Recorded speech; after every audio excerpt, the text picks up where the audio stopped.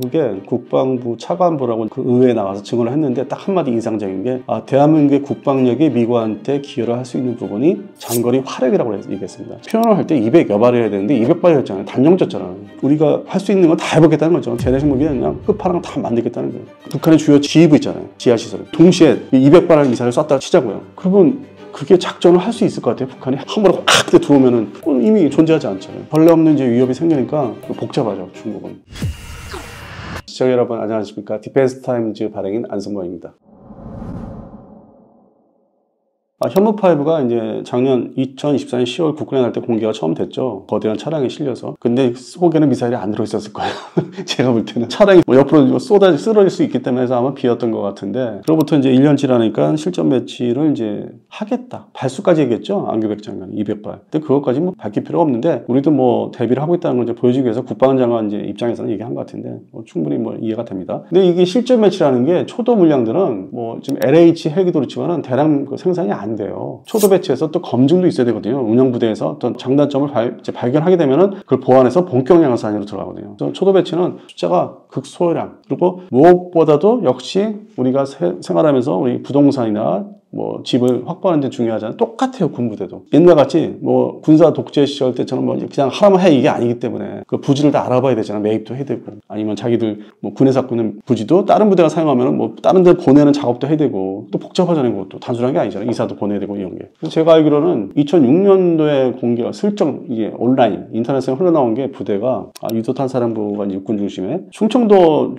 중간쯤에 뭐 남북도 얘기하기, 충청남도다 북도다 얘기하는 그렇고 있어요. 부대가, 기존 부대가, 현무투 시리즈 부대가. 그거를 먼저 원주 근방에 강원도로 보내야 돼요. 이사를. 그 사거리가 있으니까 그 맞게 뭐 평양을 타격한다든지 이쪽을 그 용도에 맞게 이제 일단 이사를 보내야 돼요. 그럼 거기 시설물이 또 새로 이제 들어와야 돼. 거기 신규 부지예요. 그거는 이제 온라인상에 나와요. 그러니까 짐작할 수 있는 게 다 있어요. 민원들이 발생하니까. 일단 이사 보내고 이 거대한 이 미사일이 자리 잡으려면 마치 예전에 지금 퇴역한 현무1 미사일처럼, 현무1은 지금 부대 그 미사일이 다 퇴역해서 없어졌는데, 이 현무1도 길잖아요. 어느 정도 적정 길이가 있잖아요. 나이키 혁그리스를 이제 모방해서 외형을 만들었기 때문에. 그게 아마 경기도 뭐 양평 지역에 있었다는 얘기 들었어요. 그 부대도 지금 뭐 개편은 됐을 텐데, 그러면 그게 이제 노출된 사진이 있었어요. 한 20년 전에. 그러면 이게 발사관이 아닌 그냥 기립을 했다가 내리는. 그러면 그 길이가 있더라고요. 주변에 뭐 시설물이 없어. 그걸 이제 유추해서 따져보니까 이 현무5 부대의 시설물들이 좀 다르게, 색다르게 또 해야 되잖아요. 이게 뭐 지상 미국식이나 러시아, 중국식으로 쌓일러 땅에다 묻은 게 아니기 때문에. 얘는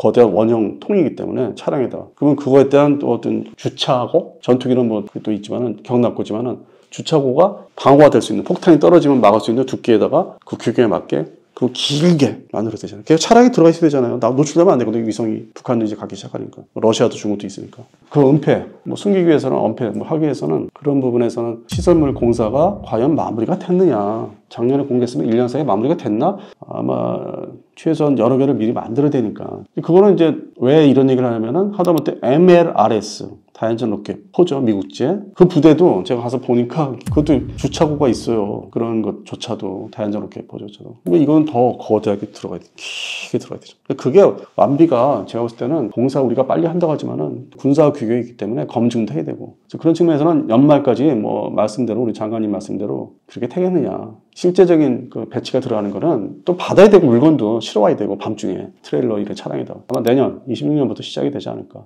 그래서 최종 200여 발, 이렇게 표현을 할 때 200여 발이 해야 되는데 200발이었잖아요. 단정졌잖아요. 뭐 200여 발, 뭐 204개나 뭐 206개 이렇게까지 끊어지거든요. 되게 발주를 하면. 그래서 그게 이제 시간이 앞으로 완전 부대 편성이 거기만 있는 게 아니라 다른 데도 해야 되기 때문에 그것도 한 3, 4년 걸리지 않을까. 근데 이거는 장관 이제 입에서 나왔다는 게 중요한 거죠. 우리도 재래식 무기는 끝판왕을 이제 갖기 시작하니까, 재래식 도발 한번 해볼래? 러우 전쟁이 이제 재래식 전쟁이니까.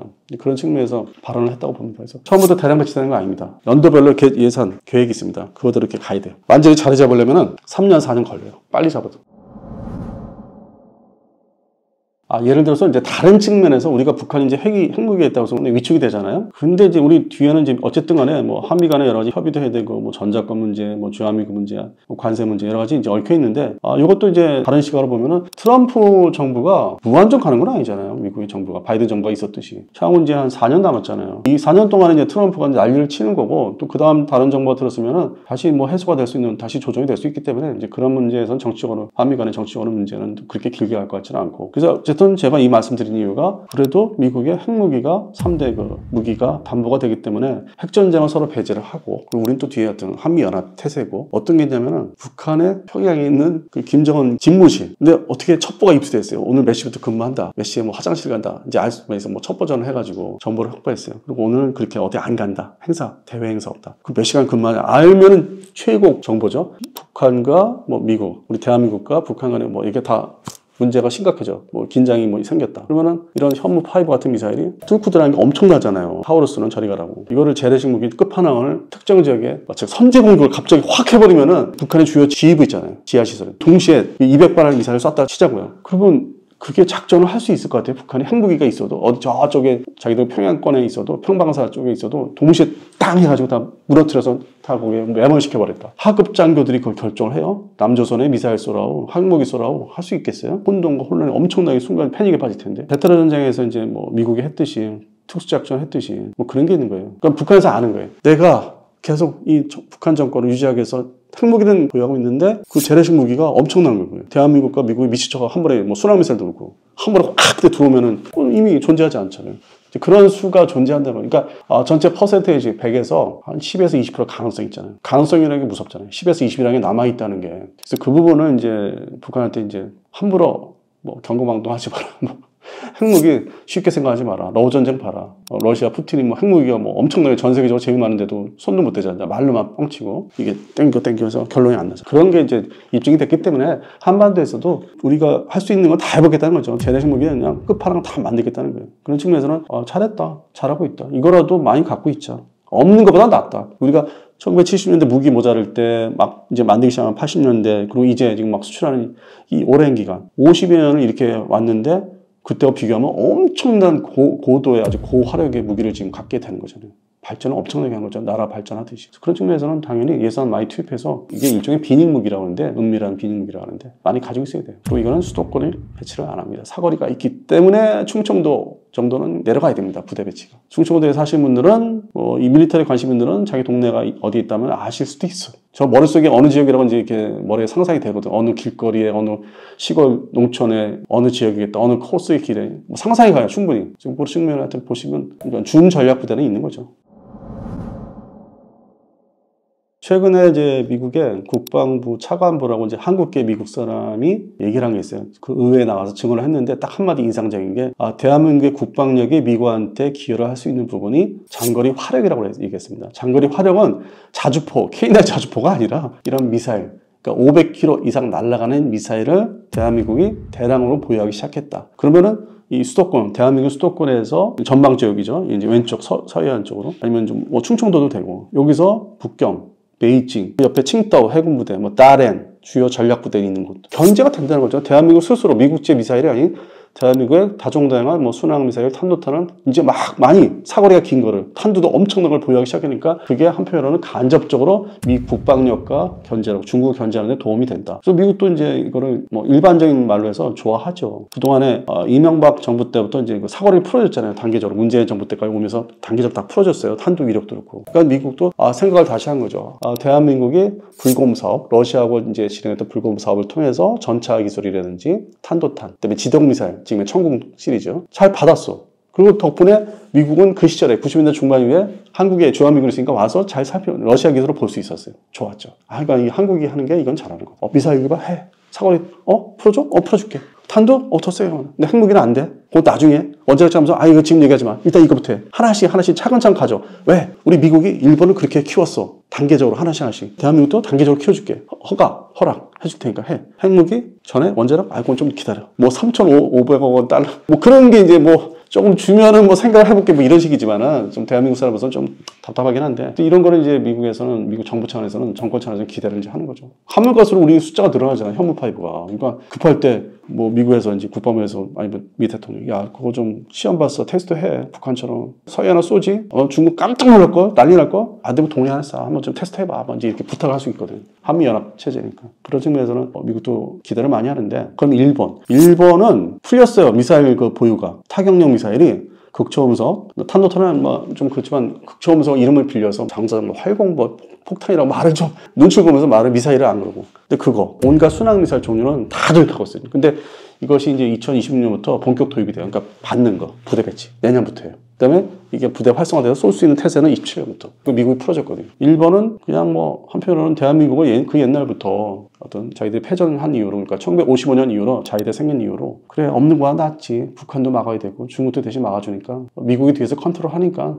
그래 뭐 내뱉고 그냥 신경 끄고. 다만 잠수함에서 발사하는 SLBM 탄도탄이죠. 500kg짜리 지금 현재 발사하는 10개짜리로 이제 이번에 잠수함을 건조식을 했죠. 장영실 합인가요? 건조를 했고 그것은 자기들도 똑같은 걸 해야 되겠다. 잠수함은 그래도 내 일본인데 하면서 그래서 그 부분은 이제 흉내를 내려고 해요. 착수를 하려고 그래. 잠수함에서 발사하는 미사일 SLBM은. 그래서 그 부분은 자기들도 하려고 그러고. 근데 뭐 일본은 뭐 미국이 컨트롤 한다고 이제 하니까 해준다고 하니까 이제 그렇게 반응은 그냥 덤덤한 중간 수준의 반응이고. 역시 중국도 벌레 없는 이제 위협이 생기니까 하나 더 위협이 생긴 거잖아요. 근데 뭐 중국 입장에서는 엄밀히 북한의 핵무기도 자기들 내재된 위협이 될 수 있어요. 그래서 이게 복잡하거든요. 중국 어떤 군부 입장에서는 북한의 핵무기가 그렇게 조화를 할 수 있는 것도 아니고, 왜냐면 이게 뭐 어떻게 될지 모르는 북한이기 때문에. 그런 측면에서는 이게 남북한이 한쪽은 5,000km짜리 뭐 탄도탄 배치, 북한은 핵무기를 가지고 있는 거. 근데 그것이 이제 북한의 핵무기는 또 일단 급한 대로 이제 미국을 견제할 수 있다는 용도는 있는데, 그 다음에 만약에 북한 정권이 무너지면은 그걸 이제 자기들이 다 확보하기 위해서 들어가야 되는 뭐 어떤 좀 계획을 세워야 되는. 복잡하죠. 중국은 생각이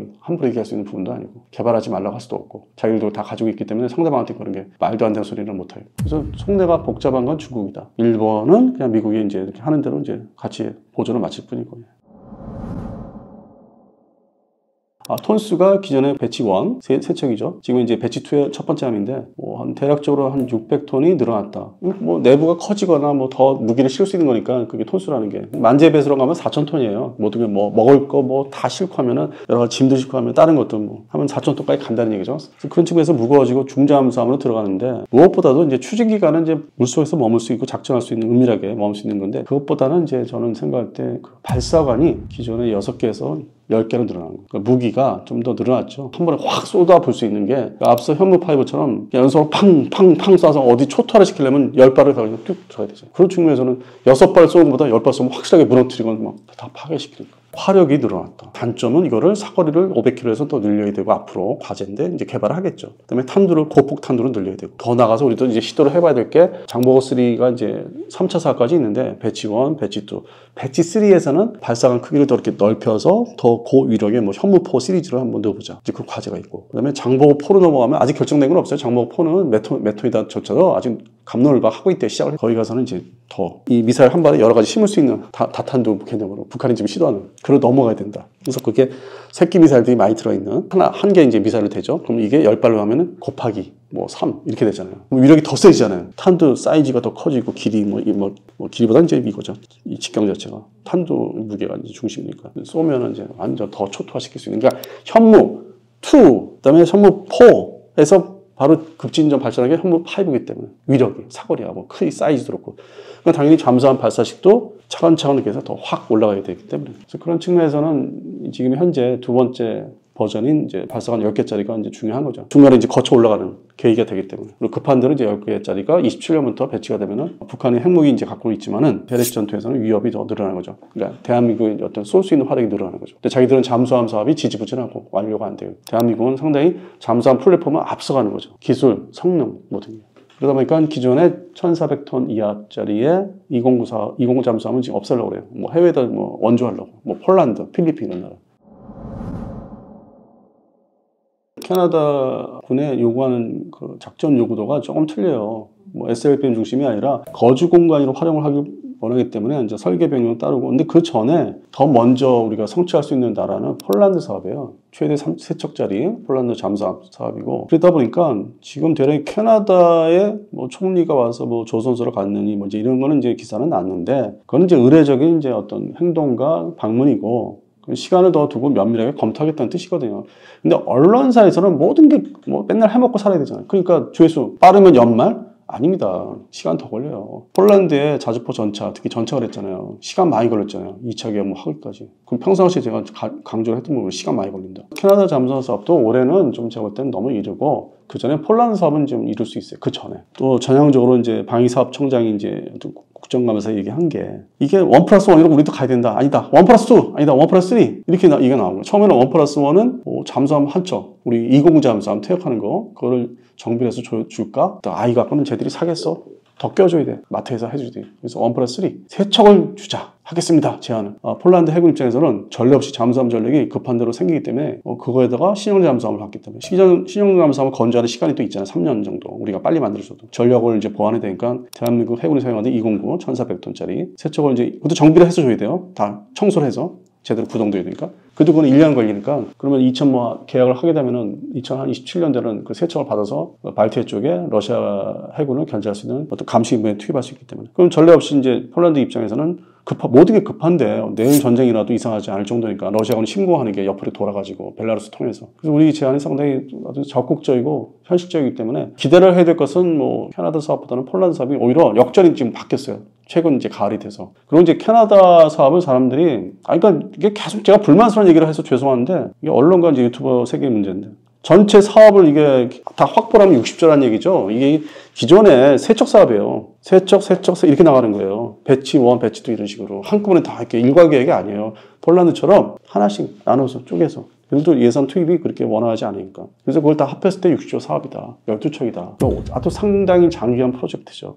근데 이거를 이제 하나오션에서 맡게 되면은 자기들이 있던 수출팀에서는 먹거리가 이제 확보가 되니까 대외적으로는 이거 60조 사업이에요. 신경 좀 써주시고 도와주세요. 이거 12척 사업이에요. 근데 뭐 처음에 3척 사업인데. 그러니까 면밀히 살펴봐야 돼요. 그것들이 언론사에서 얘기하는 그대로 받아들이면 안 되고 분석을 좀 해보면 돼요. 그러니까 관심 있는 분들은 알아요. 이 밀리터리 쪽에 혼자 독학하시는 분들은 이제 알죠. 많은 걸 찾아보고 이제 공부를 하니까. 그런 분들은 이제 파악을 하고 있고, 저는 또 현직에 있으니까 이게 현실적으로 그동안에 이 무기 수출과 수입의 어떤 여러 나라의 계약 조건이나 계약 과정, 리스크를 봤기 때문에 최소 20년 이상은. 그래서 이거는 지금 과장되는 면이 없잖아 있다. 물론 최종적으로 60조는 맞는데, 그리고 독일에 비교해서 우리가 유리하다는 건 아직 알 수 없어요. 잠수함 성능이 이제 받쳐준다고 하는데 독일 잠수함도 만만치 않거든요. 왜냐면 지금 이제 와서 얘기하잖아요. 독일은 우리한테 스승이었거든요. 지금은 아니라고 하지만. 지금의 장보고 3가 장보고 1, 장보고 2를 다 해보고 나서 기술을 이제 확실하게 확보를 했기 때문에 장보고 3에 도전했고, 핵심적인 기술이 있어요. 몇 가지는. 아직도 독일 기술진의